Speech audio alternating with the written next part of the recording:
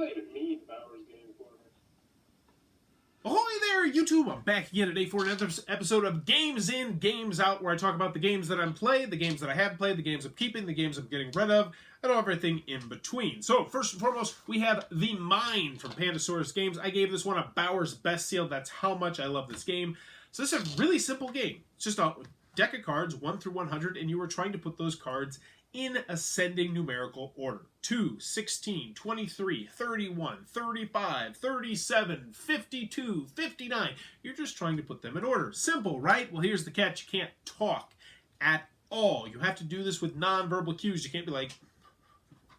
You can't do any of that shenanigans. It's just really trying to feel out other people and figure out when you need to play your cards. It's an amazing experience. It goes into the category of games that I recommend everyone try it at least once because it's so different and it's so cool. Kids in my class loved it. The adults I played it with loved it. My wife loved it. That is The Mine from Pandasaurus Games. It's only 15 bucks. Absolutely recommend checking this one out. Going into the collection, obviously. Next, we have Where's Waldo? The Waldo Watcher card game from International Games. This is a really simple family/children's weight game where you're going to take turns putting cards out in the middle of the table, not in a stack, but actually trying to make a collage of them, so to speak, and you're looking for Waldo. The first person to slap their I Found Waldo card and point to where Waldo is gets to cross off a letter, and the first person to cross off all of Waldo's name wins the game. It's very light, very simple, children/family weight game, and the more I play it, the less I like of this game. It's good to okay, but it just doesn't do anything spectacular. I wish the cards were bigger. I wish that they used more of the different pictures from the Where's Waldo books, because I think there's only like maybe 5 or 6 in here grand total, and there might even be less than that. So I wish they would have used more of the Where's Waldo stuff in this game. This is one I'm probably not going to keep now that I really think about it. I'm probably going to put it in the collection of games that I give away to kids for good behavior, and one of them is really going to enjoy taking this game home, because they did like the game. Next, so I have Privacy, the adult party game from USAopoly. This is a game where you are going to be asked a question. Everyone is going to be asked a question, a very inappropriate or cringy or embarrassing question, and then you're going to answer either yes or no to that question in a secretive way where you're going to put your answer into a box, and you're going to have these little yes or no tokens. Very interesting how they do this. And then you're going to try and predict how many people at the table said yes. Gameplay-wise, this is not a great game, but what I really liked about this game, and why I'm actually going to be keeping it, but leaving it at my buddy's house, who I play all my party games pretty much over at my friend Eric's house, is the talking about these different experiences and just talking it out. So pretty much the short version of this is, if you have a group of friends who you can talk about embarrassing or awkward or sexual situations with them and you don't mind doing that, I wholeheartedly recommend this game. It's a great way to get to know people better. But if you do not have that group, this is not the game for you. So pretty cut and dry there.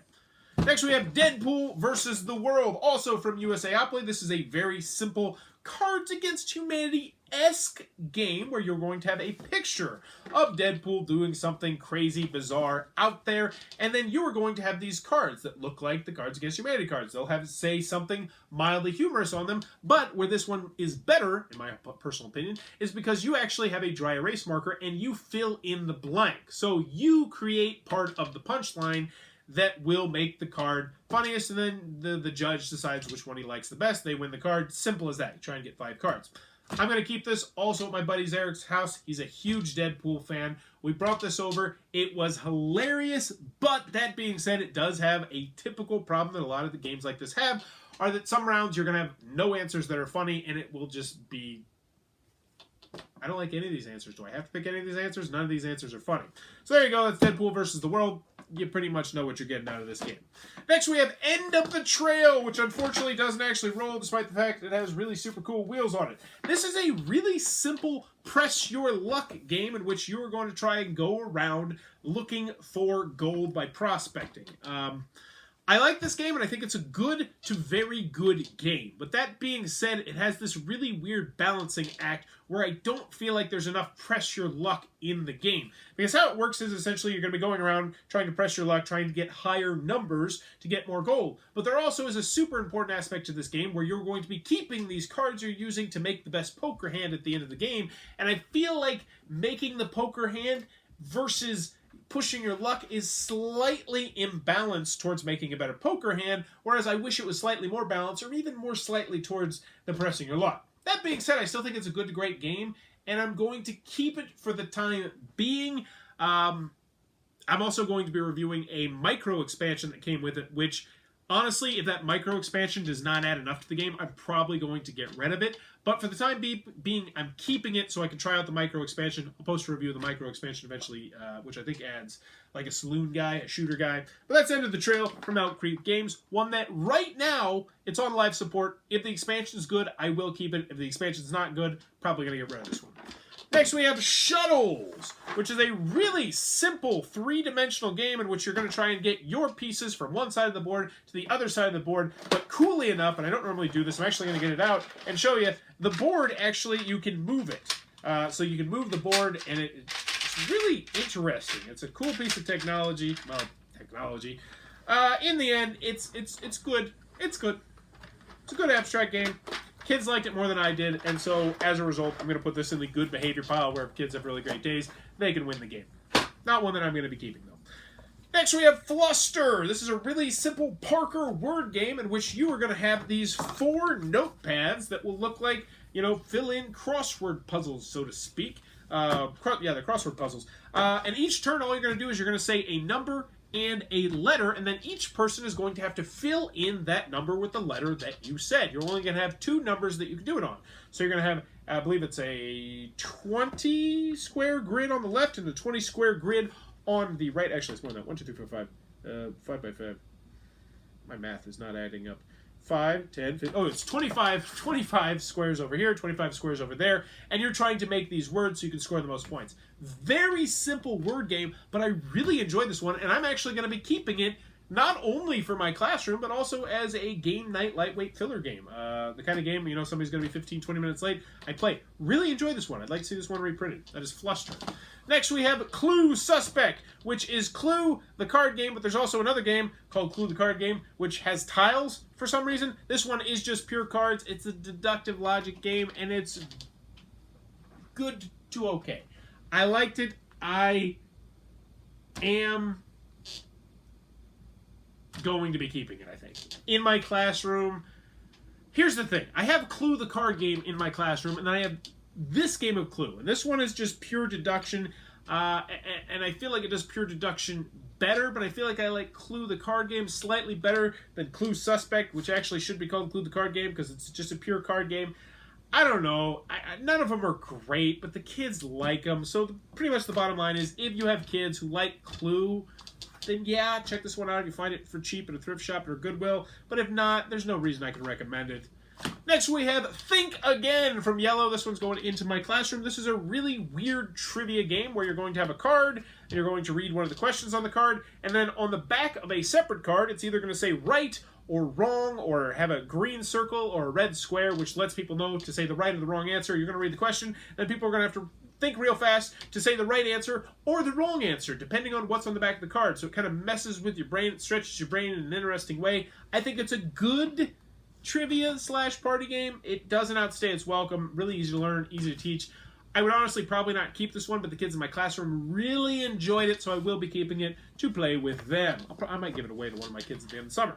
Next, we have Pocket Ops from the Grand Gamers Guild. This is an absolutely fantastic 2-player, almost micro game in which you're going to play tic-tac-toe. And you're like, what? Tic-tac-toe?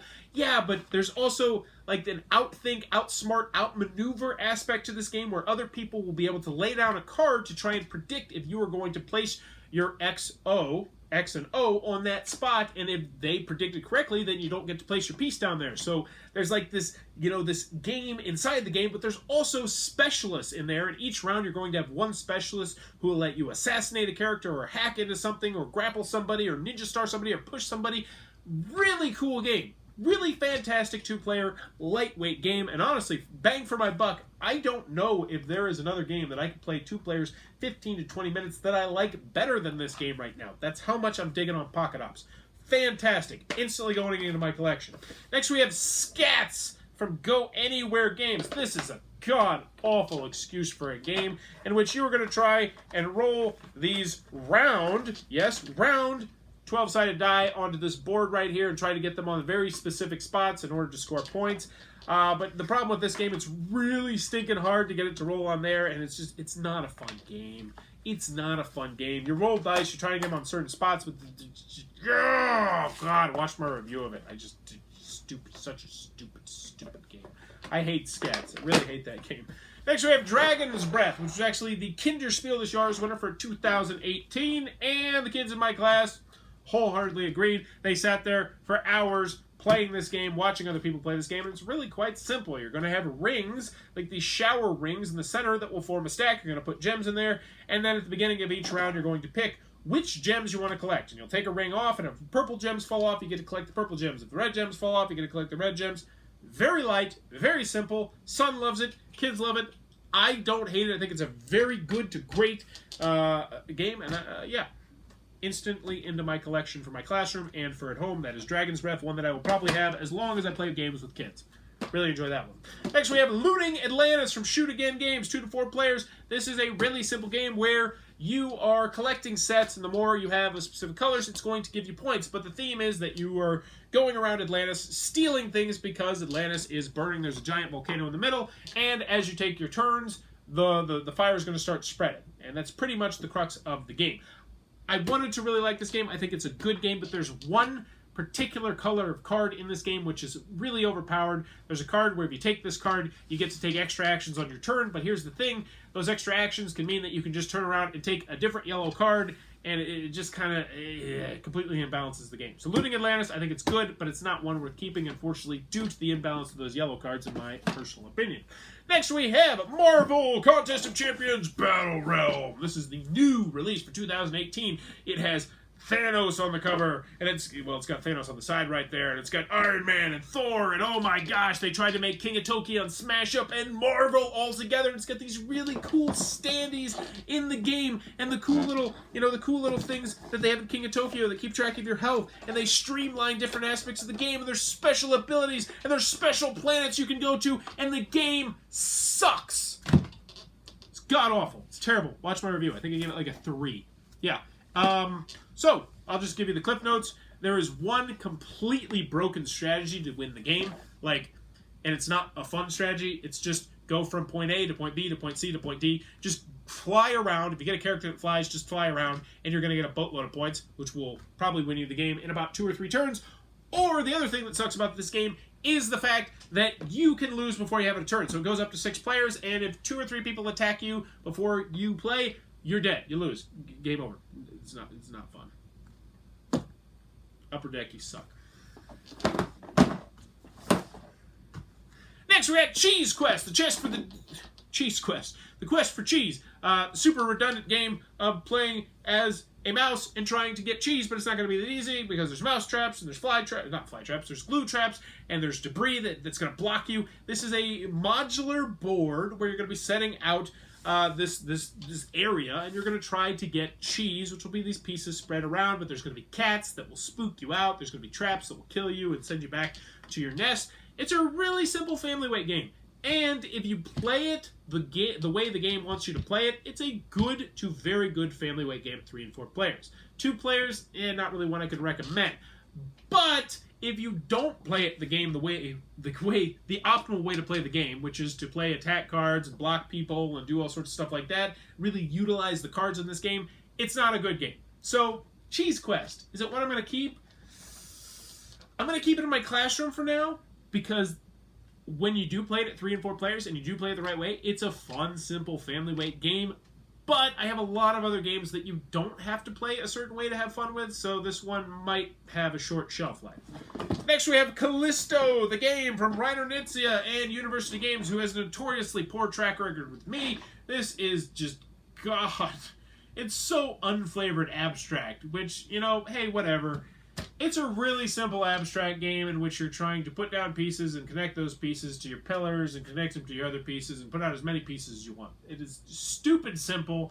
It feels like a throwaway game, honestly, from Reiner Knizia. And I'll pretty much put it like this. If you like abstract games, I think you're going to enjoy this game. If you don't like abstract games, you're not going to enjoy this game. For me personally, I'm not the biggest fan of abstract games, so I have no desire ever to play this game ever again because I want special abilities. I want something more going on in this game. but it's unflavored oatmeal abstract, which, I don't mind an abstract game if you have lots of cool stuff going on and there's special abilities. That's fun to me. This one, however, has none of that, and so I'm going to be giving this game away. Next, we have Munchkin, the collectible card game. And so, I've already reviewed Munchkin, the collectible card game. I kept it, but this was the old box. Now they got a big introductory set box, which has tons and tons of cards in here and all the different characters. And yeah, it's an easy recommendation. If you like the Munchkin CCG, which I think is a great game, it doesn't play that much like Munchkin. If the Munchkin aspect turns you off, yeah, this is the way to go because it's going to get you more cards, and it's a better way to store your cards, which is important. Oh, I have some extra cards in there, which I really don't want to lose. Yeah, very fun, really fun game. We got two more things. Next, we have Munchkin Side Quest. So this is an expansion to Munchkin that, actually, the cards aren't in here, but easily recommend this. Essentially, what you're going to do is you are going to have secret side quests that will earn you points if you're able to complete those side quests. And that's it. It makes the game a little bit quicker. It adds another aspect to the game that's really simple, easy to learn, easy to teach. I would mix this in with any version of Munchkin, and I will in the future. Last but not least, we have Outlive from La Boîte de Jeux, which I actually reviewed a couple months ago. I think it is a great game. I really enjoy this. It's a brain-burning game where you're going to be moving around this board, and it really sets your brain on fire, and I like the game a lot, but I tried to play it last week, and I couldn't figure it out from the rules, and we didn't remember how to play, and then I was like, oh, crap, another one of these games where I know it's a great game. I know I want to play it, but there's not like a really simple, Rodney, like 10 to 15 minute video on how to play it, so I'm not going to play it again. It's just not going to hit the table because I don't want to have to go through the rules again. So, Outlive, unfortunately, out of the collection, not to mention it's also 2 to 4 player. Alright, the next game we got is Reckles. This is from Fireside Games. This is a really, really simple abstract strategy game in which you're trying to get really long rows of birds and score points for that. It's a good abstract strategy game, but I'm not an abstract strategy game fan, so it's not good enough to stay on my shelf, so it is out. The next game is Gearworks from Peacekeeper Games. I really like this. It is kind of a Sudoku-y style game where you're going to have this grid of cards out there, and you have to play down the cards, and where you play them is going to get you various different things, and you're trying to build... you're trying to have control of the different rows in order to gain gadgets, and then these gadgets will allow you to build gizmos or something like that. I really dug this game. I'm going to be keeping this one. I think it's a really good game. I enjoyed it as a solo game. I enjoyed it with the kids in my class, also with adults. So Gearworks, going into my collection. Next, we have Toot and Auto from Think Fun. This is like Connect 4, except with the letters T and the letter O, and you just randomly put stuff in, and you're trying to make either Toot and Auto. And yeah, it's not that much fun. So no, not in the collection. I'd rather just play regular Connect 4, even though that technically works on spelling, but not really. Next, we have Warsaw, City of Ruins from North Star Games. This one is being reprinted this year, and it's really stinking good. It feels like a slightly more advanced version of Between Two Cities without the cooperative aspect of the game, and I really, really like this game. I want to see expansions in the future. That being said, I don't know if it's going to hit the table too terribly often just because that 2 to 4 player count, but for the time being, it's earned a spot on my shelf because I think it is a great, not a good, but a great game. So this one is staying for now. Next, we have Switch 16. This is a god-awful piece of old-school garbage. It's really, really bad. You can win it in one turn before anybody else gets a turn. So essentially, you have to roll dice, and it's a pressure luck style game, and you're trying to get 1, and then 2, and then 3, and then 4, and then 5, and then 6, and you're rolling more dice, and it's really, really, really bad. It's got cool components, though. It's got like this really stinking nice like plastic board in the middle, which is great. Dice rolling everywhere. But the game itself is bad. See this at a thrift shop or something, avoid it. It sucks. It works on math, but it's not fun because you just win in one turn a lot of the time. A lot of the time. So yeah, that one is out. Next we have Home Alone, the game. This is an upcoming game from Big G Creative LLC. It's going to be in Target, and it really was surprisingly good. I enjoyed it. I think it's going to be good for just about anybody, but I think it's great if you are looking at this as a gateway game or if you're not really into that many hobby games. I think it's exactly the kind of game that we need to have at Target because it's easy to learn, it's easy to teach, it has a good theme, and the theme comes through. And yeah, I really like this one, and I'm going to be keeping it. I think it's a good game to a potentially great game. Next we have Dino Joe, which I thought was good, but the kids in my class thought it was great, and I'm currently on the fence about keeping it. Like, I like the game, I think it's good, and I think with more, it could be great. But for me personally, you know what? I don't think I'm going to keep it. I've been thinking about it. I think it's a good game, but my son's not going to be able to play it and really enjoy it for the next 3 or 4 years, and I don't feel like it's going to be worth having it on my shelf for 3 to 4 years, despite the fact the kids in my classroom really like it. It takes up too much space, to be honest with you. So I think it's good. Kids in my class think it's great, and if you have kids that age, I think they're really going to enjoy it. It's all about playing basketball with dinosaurs, but the dinosaurs all have their own unique special abilities, but it just didn't do it for me as much as I would like it to. So unfortunately, Dino Joe going out. Next we have Boggle. Oh my god. You look at this and you're like, wow, that's the old classic game, right? I say, yeah, I don't know how it got to be an old classic because the rules are absolutely god-awful. There's next to no rules. There's no rule sheet. Just what you have on the back of the box. It doesn't have any examples, and it's stupid and terrible, and I can't believe that this got popular. I really can't, because the rules are so bad. So no. In fact, this is an empty box. I used it for components already. Now, if you want a Boggle game that actually has rules, go get Big Boggle, which is a bigger version of Boggle, but it's not just like a giant version of Boggle, like they have code names XL, it's just larger cards. No, this is actually, they added a whole other row, so it's now a 5x5 as opposed to a 4x4, and it even comes with this weird little thing to hold your pencils. I don't know why they include 2 of them. I don't know what that's about. The rules are very well done. It's a good word game for its time period. I think it's been surpassed by a lot of other word games, but for how old the game is, I think it's a good word game for back then. But for me, no, I'm not keeping it. It has that very bad trope that if you're good at word games, you're going to crush somebody who's not good at word games, and this actually really makes that into a glaring problem. So Big Boggle, regular Boggle, not keeping any of them. Next we have Doggy Doo, which might be the first game that I've given a rating of a 1 to in a very long time. It is completely broken in the aspect of... So, let's talk about what Doggy Doo is. Doggy Doo is a game in which you take this dog food, which is actually like this Play-Doh-y play stuff. It doesn't feel like Play-Doh, it feels more like gack or ooze or something, and you put it into this little pail, and then you shove it into a dog's mouth, and you turn it, you ram it into its mouth, and then you take its leash, and you choke the dog by squeezing on its leash for some reason until he poops onto your sand pail. And you're trying to get that to happen 3 times. But the problem is, the gack, the ooze, the stuff they give you doesn't have a very good shelf life, so it actually just turns into like this really ungodly, slimy stuff that sticks to your hand. It feels like bubblegum mixed with honey. The review was actually really funny. I like the middle part of the video. But it's terrible, so it's broken. It doesn't work. It doesn't work. And then I tried shoving Play-Doh in there instead to see if I could find something else to replace the Doggy Doo with, and then the whole thing got clogged up, and so now I just threw it in the trash. Doggy Doo's garbage. Even though I guess the second edition's better because apparently they used a different material. Next we have Most Wanted, the new game from North Star Games. Really like this game. This is ages 10 plus, 15 to 35 minutes, 2 to 8 players. It's not very good at the lower player counts, but at the higher player counts, I really like this. It's a really simple game in which you're trying to be the most wanted person in the Wild West by playing poker hands against other people, but there's a good deal of bluffing in this, and there's special ability cards. I really like this game.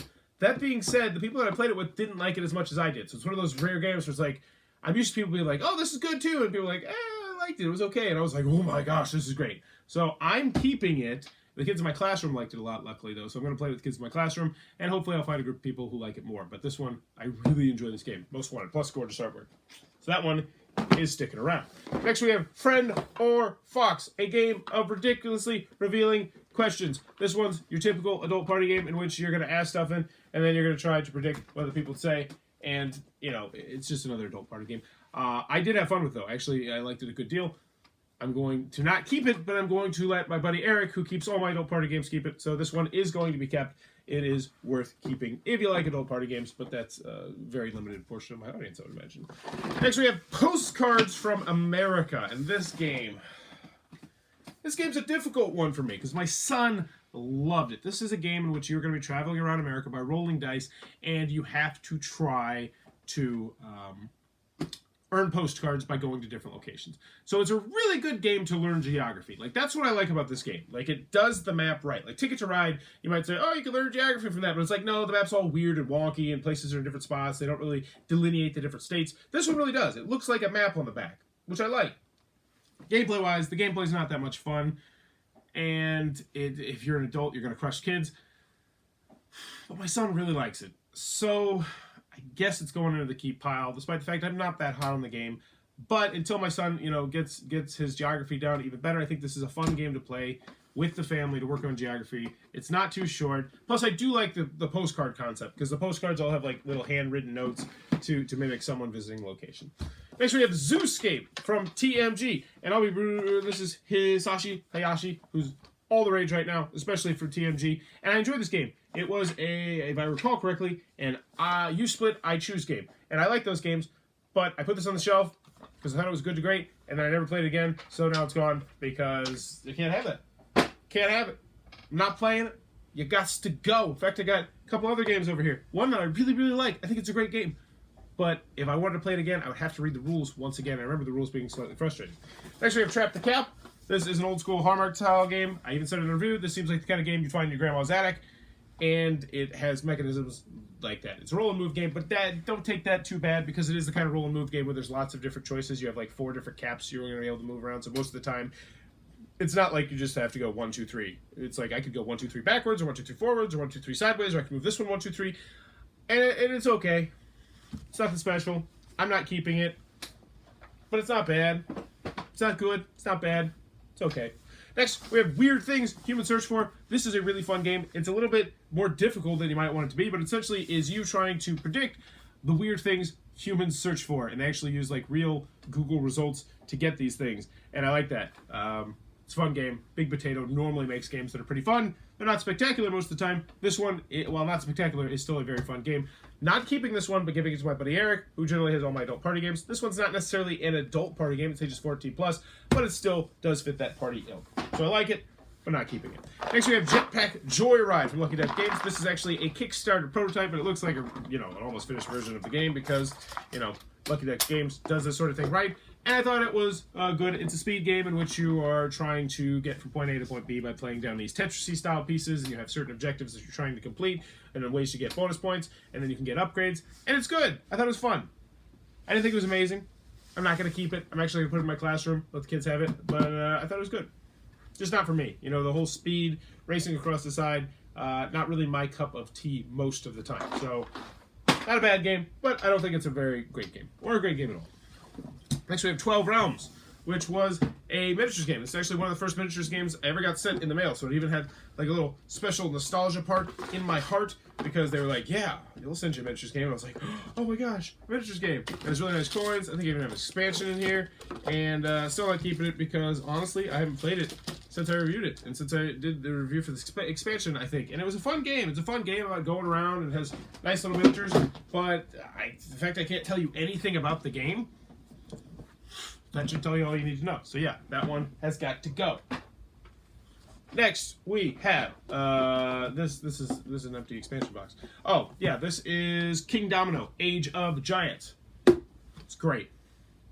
Threw it into my copy of Queen Domino because this would not fit into just the King Domino box, which is a little bit of a bummer. But it's great. It adds giants. It adds this cool like 3D tower that you can now take the tiles out of, and it's just an extra little layer to a game that I really enjoy. Still a lightweight filler game. So King Domino, Age of Giants, into the collection. Next we have Blob Lobber. This one is a really stupidly simple game from Steve Jackson Games where you're just going to try to take these cards, throw them in the air, flip them onto different things, and win points. Very light, very simple, very small, very compact. It's fun. And it's compact. Into the collection. Next, we have Poop Happens. I'm not actually going to show this one because I don't have to, do one of those editing things. It's not poop. It's the S word. And it's a really simple party game in which you kind of play like timelines. So you have to try and rank how terrible something is. So it might say like stubbing your toes 1, dying is 100, and then, your wife cheating on you might be a 60, and you're like, all right, I have finding out your dog secretly is, an axe murderer or something. You're like, is that better or worse than my wife cheating on me? And you have to try and slide them into there and get 10 cards. It's fun. I enjoyed it. I actually enjoyed it more than the other people I played it with the first time when it went over okay, and then the second time it went over really, really good. And I'm actually keeping this one. I'm not giving it to Eric. That's how much I did like it. I like the concept. It's very simple. It's like a timeline-style game. Plus, it has a Stuff Happens, which is in Walmart, which is like a kid version of it, which I think would be fun to combine both of those. So yeah, I'm actually keeping that one. Poop Happens.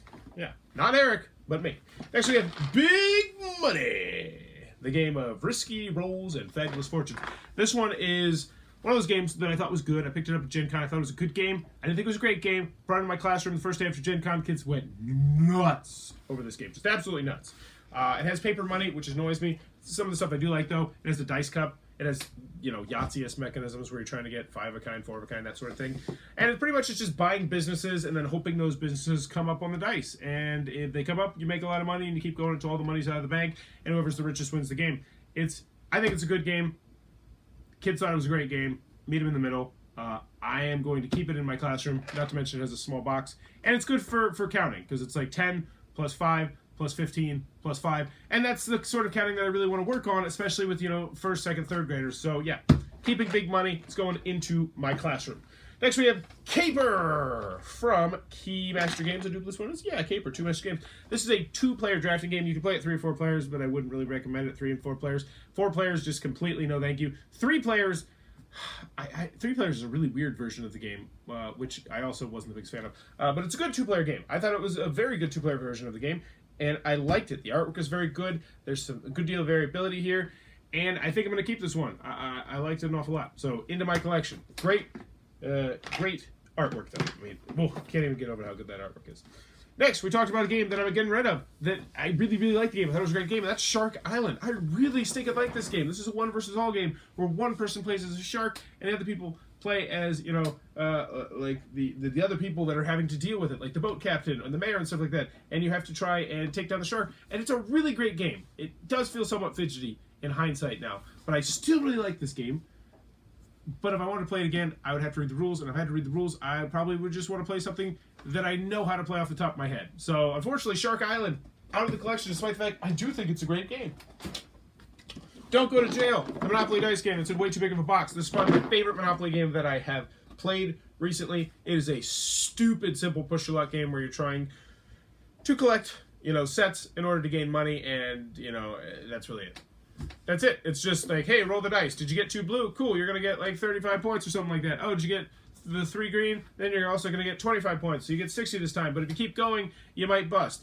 And I like it a lot because what is it? There's 3 words that there's go to jail. So 1 dice has go, 1 dice has 2, and 1 dice has jail. And if you ever get go to jail, then your round is over. You don't get anything. And this is going into my classroom. Kids went nuts for it. They like Monopoly. They like Press Your Luck. And I don't hate the game. I actually had a good deal of fun with it. So into the classroom. Don't go to jail. Almost done. Next we have Trains Coastal Tide Expansion, which actually just has a whole bunch of boards in it. I'm using it as a board holder. This is an expansion to Trains, which I still think is a great deck building game that brings Dominion. Let's be honest here. It rips off Dominion, but then adds a board where you're starting a train route. I like it. It has cards. I would say new cards, but really they all feel like old Dominion rip-off cards. But still, it adds more cards to the game, and it actually adds, routes, where if you go from point A to point B, you can get extra bonus points and special abilities. I really like it. Still a deck builder that I have, that I really enjoy. That's Trains, staying in the collection. Next we have Carthage, another deck builder, which is, by the way, if you didn't know, probably my favorite genre. Deck building, worker placement, love it. Social deduction, too. This is a arena gladiator battle game that has 2 to 5 players, but it also has a solo variant. It also has cooperative. You can go 2 versus 3. But this is a really cool game in which you're going to be moving this little tiny miniature. Don't get too impressed. It's not that nice of a miniature. Around a gladiator arena, and you're going to be trying to fight each other. You're going to buy cards that will allow you to move or allow you to attack or they'll allow you to heal up. It also has actions built into it, so you're going to be able to trash when you want to trash. It has random events that will pop up, but you can also kind of control which event will come next if you're willing to pay to do it. I thought it was a great deck building game. I thought it did some really interesting things, and I want to see an expansion in the future. It also has player elimination, which I do like player elimination, but this one's interesting because after you die, you can come back as an animal who's running around the arena, and you actually can really king make in the game, which I know some people are not going to like, but I like it because it speeds up the game. That's Carthage from SAS Creative, a really enjoyable deck building game going in the collection.